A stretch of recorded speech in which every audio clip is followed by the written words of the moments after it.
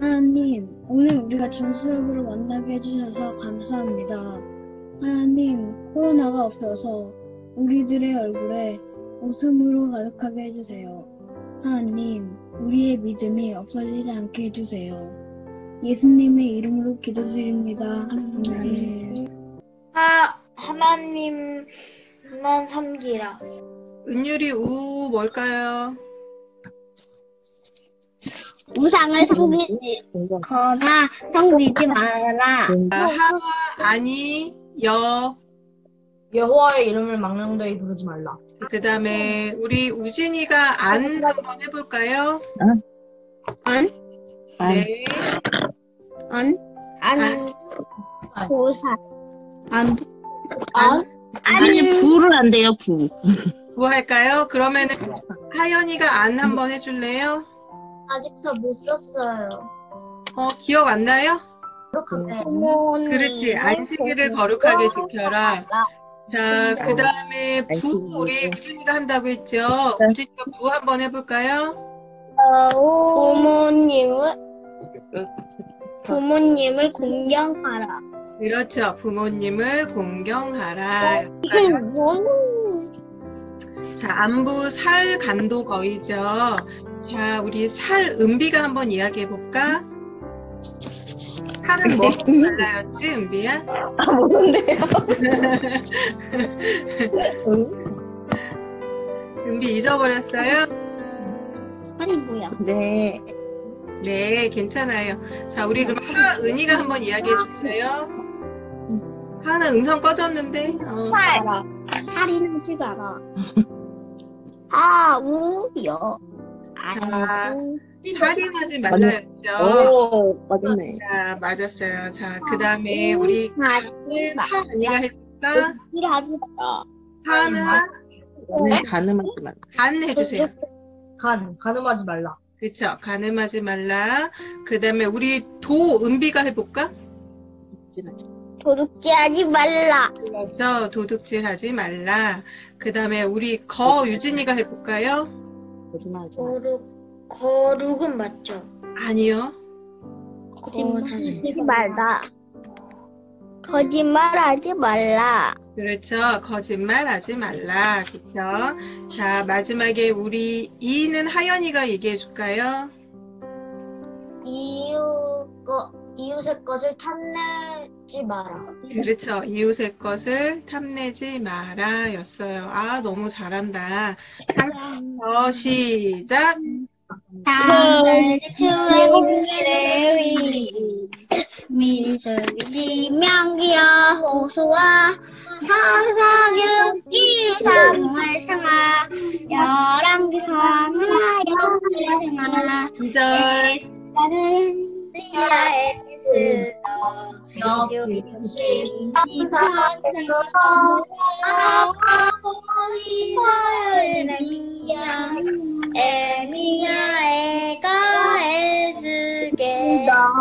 3절은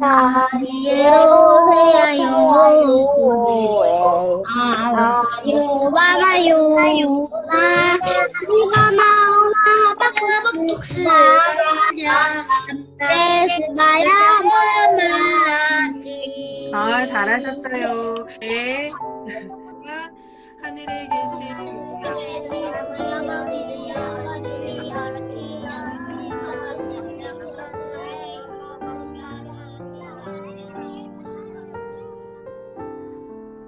할렐루야. 사랑하는 성도 여러분, 오늘도 주 안에 평안하시지요? 어제는 눈이 왔습니다. 아마 올 겨울 마지막 눈이 아니었을까 싶은데요. 환절기에 기온의 격차가 심하니까 여러분들 건강에 조심하시고 주의하시기를 바랍니다. 오늘 잠언 19장 17절에서부터 말씀을 같이 보도록 하겠습니다. 가난한 자를 불쌍히 여기는 것은 여호와께 꾸이는 것이니 그 선행을 갚아 주시리라.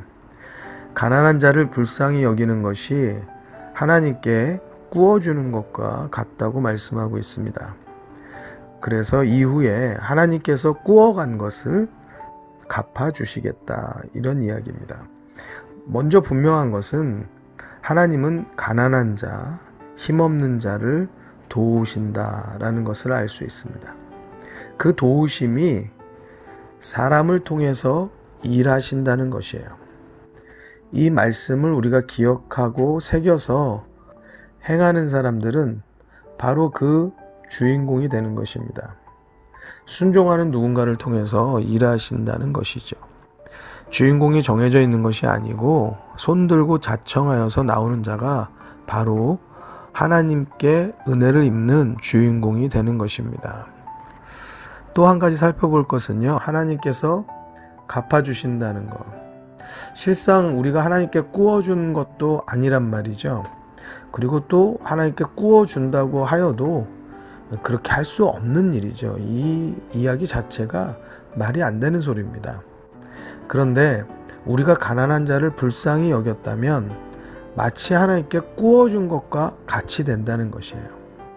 그래서 하나님이 갚으신다고 말씀하는 것은 바로 우리의 선행을 하나님께서 분명히 다 보고 계신다는 말씀을 하고 계시는 거예요.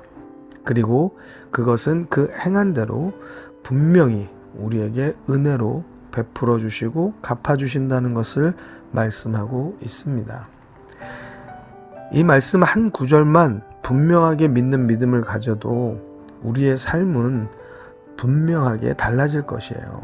사랑하는 성도 여러분, 여러분들이 많은 선행을 베풀어서 또 하나님께로서 많은 은혜를 받는 그러한 성도들이 다 되시기를 주님의 이름으로 축복합니다.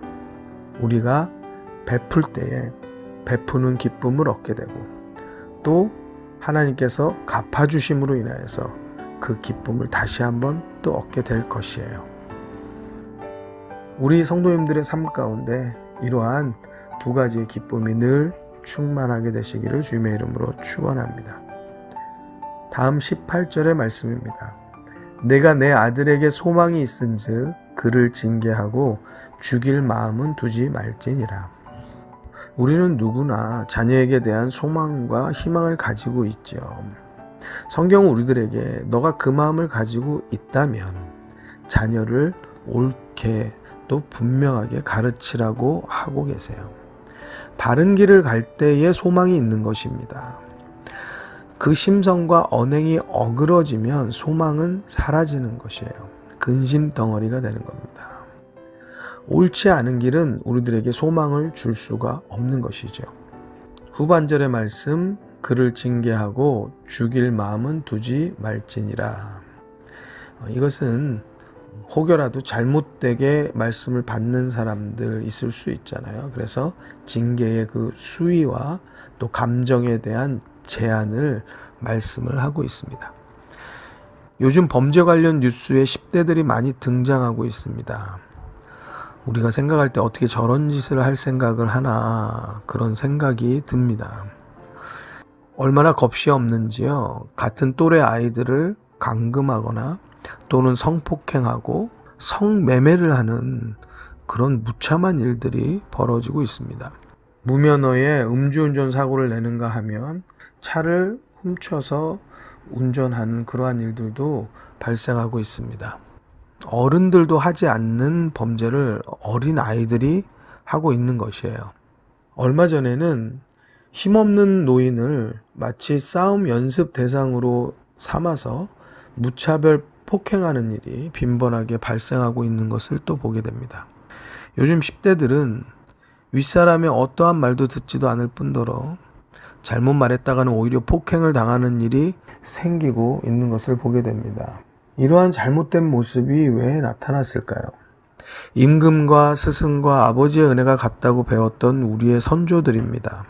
스승의 그림자도 밟지 않았고 예의 범절이 뛰어났던 우리 민족인데 어느 때부터인가 모든 것이 다 무너져 버린 그러한 느낌입니다. 이 원인을 어디서부터 생각해야 될까 볼 때 바로 부모가 내 자녀만 위하는 잘못된 교육에서 비롯되었다고 볼 수 있습니다. 다시 말하면 부모의 가르침, 징계를 받지 않은 세대들이 우리나라의 모든 정서를 바꾸어 놓은 것입니다. 참으로 걱정스러운 것은 오늘 말씀을 다시 바꿔 생각하면 아들을 징계하지 않으면 소망이 없다는 말씀으로 이해할 수 있는데, 결국 이것은 내 집, 그리고 내 자녀, 이 걱정으로만 끝나는 것이 아니라는 것이에요. 우리나라와 민족에까지 이르르는 중대한 심각한 일이 되는 것입니다. 사랑하는 성도 여러분, 선지자 선견자가 따로 있는 것이 아닙니다. 말씀을 통해 우리의 삶을 비추고 또 가정을 비추고 이 나라 이 민족을 비추어 보면 발견되어지는 문제들이 있습니다. 이것을 깨닫고 우리가 하나님 앞에 엎드려 회개하고 지혜를 구하여야 하는 것입니다. 오늘 말씀을 통해 참으로 우리 믿음의 사람들이 자녀 세대를 위해서 기도하지 않으면 안 된다는 절박한 심정을 가졌으면 좋겠습니다.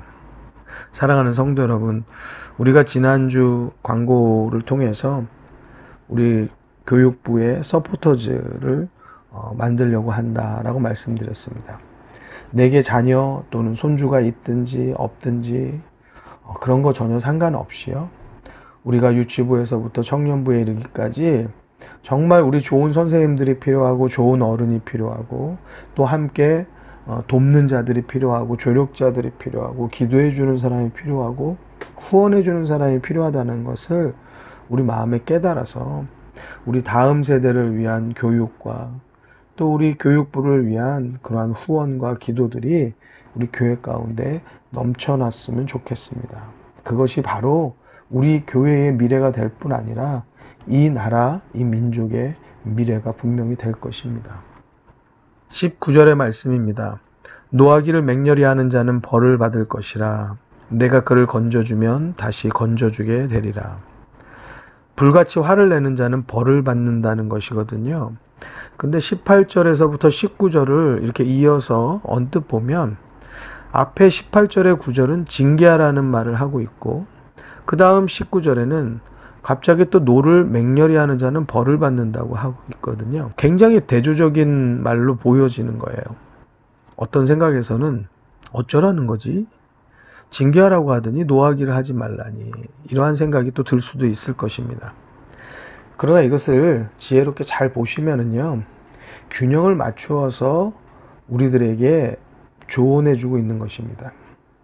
징계를 하지 않고 그저 품 안에 자식을 감싸두는 것은 자식을 오히려 망치는 일이 되는 것이다 라는 것을 말씀해주고 있고요.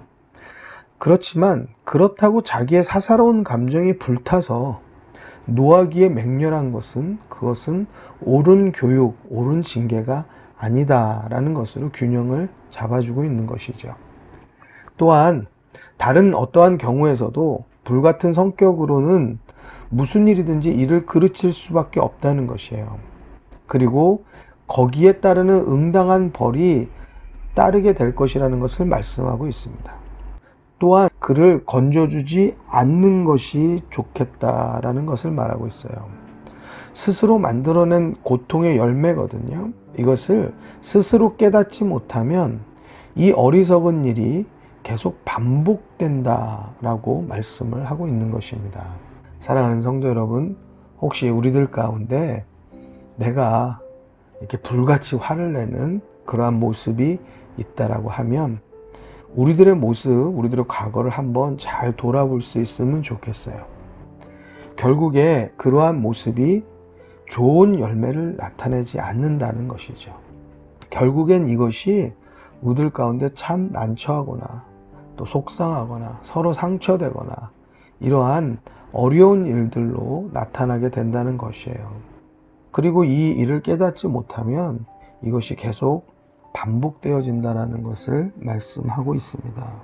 사랑하는 성도 여러분, 우리 말씀을 내 말씀으로 받아들였으면 좋겠어요. 저에게도 노하기를 맹렬히 하는 그러한 잘못된 모습이 분명히 있죠. 그것을 고쳐야 될 것이고 우리 성도님들 가운데도 이렇게 그렇게 잘못되게 표현되는 것 있으시면 우리 말씀의 거울 앞에 바로 서서 정직하게 진실되게 고쳐내고 바꿔내는 믿음의 성도들이 되시기를 주님의 이름으로 축원합니다. 20절의 말씀입니다. 너는 권고를 들으며 훈계를 받으라. 그리하면 내가 필경은 지혜롭게 되리라. 앞절에 불같이 성질내는 사람의 공통점이 있어요. 남의 말을 듣지를 않아요. 그렇죠? 남의 말 듣지 않는 사람들이 보통 보면 자기 주장만 세게 하는 것을 볼 수가 있어요. 이렇게 불같이 성질내는 사람에 대한 이야기를 앞에서 하고 그 다음 절 20절에는 권고와 훈계를 들으라고 말씀하고 있거든요. 그러니까 우리가 불같이 성질내는 그러한 모습이 우리 가운데 있다면 자, 한번 참고 권고를 듣고 또 훈계를 듣는 그러한 좀 넓은 마음을 가졌으면 좋겠어요. 그리고 이것은 지혜로운 길이 된다라고 말씀하고 있습니다. 사랑하는 성도 여러분, 잠언이 계속 말하는 거 있잖아요. 지혜는 금보다도 은보다도 진주보다도 귀하다 말씀하고 있거든요. 이 지혜를 갖게 되면 그 어떠한 집채만한 금을 가졌다고 해도 그거보다 훨씬 많은 사람에게 존경받고 사랑받는 그러한 사람이 될 것이에요. 이 말씀을 아침에 들으신다면 오늘 하루도 주 안에 이 평안과 지혜가 있기를 주의 이름으로 축원합니다. 이 말씀을 저녁에 들으신다면 오늘 하루의 삶을 돌아보면서 내가 잘못된 것은 오늘 이 시간에 회개하여서 기도하는 성도님들이 되시기 바랍니다. 무슨 일이나 잘못할 수 있습니다. 잘못했다고 말하는 것이 용기고 훌륭한 일입니다. 사랑하는 성도 여러분, 이 밤도 또는 이 아침도 하나님께서 주시는 소망과 하나님께서 주시는 평안이 임하기를 주의 이름으로 축원합니다. 같이 우리 시간에 말씀을 기억하여서 우리들 어떤 열매를 맺고 있는지 나의 모습을 우리가 돌아보고 우리가 말씀의 거울 앞에 비춰지는 나의 모습을 옳게 분명히 보아서 오늘 이 시간에 진실되게 정직하게 기도할 때에 우리의 잘못된 모든 것들은 씻어지고 옳은 것, 바른 것 하나님의 말씀으로 채워지게 되기를 간절히 소원합니다. 같이 기도하시겠습니다.